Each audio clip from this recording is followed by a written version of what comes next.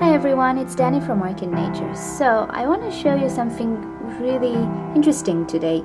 So these guys are two very tiny babies. This is how tiny they are.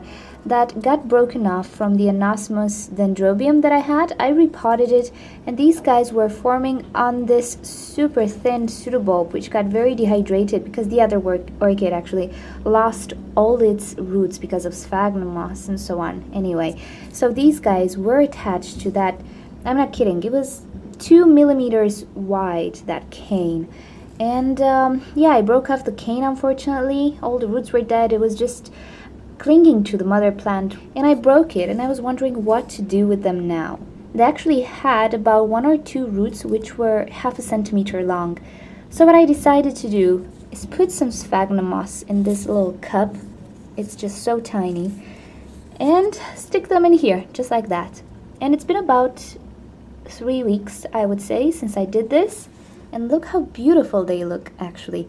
Yeah, I know you don't know how they used to look. I didn't film it back then. But imagine they only had this little leaf and another one. And that's it. And they were looking really sad. So, what I've learned is that with small little orchids, these can be considered seedlings. They're not. They're just some offshoots. But they're just so tiny and developed on such a tiny and sad-looking cane. If you want to keep them alive, it's best to put them in sphagnum moss. And it's pretty logical. Although Dendrobiums don't necessarily like sphagnum moss, they would do much better in a very well ventilated and well-draining mix. These guys, they don't necessarily have any roots, any other backbones they can feed from. They need a constant source of water and moisture, and this sphagnum moss is just what they need when they are this tiny. Of course, things will be totally different when these guys will grow. They will not like the moss, they will be very suffocated by the moss and so on.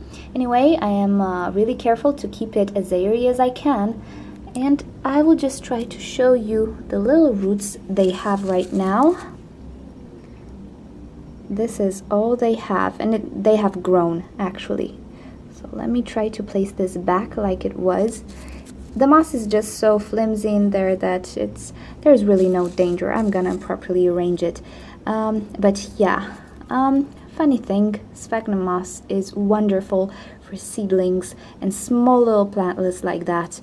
Not so great for mature plants. But if you have something like this, if you broke off a little, I don't know, a little growth from somewhere, I would suggest putting it in sphagnum moss. They just need a lot of moisture at this point because they don't have roots or any mother bulbs. Okay, hopefully you found this interesting. Thank you for watching, and if you want to see other videos, don't forget to subscribe to my channel.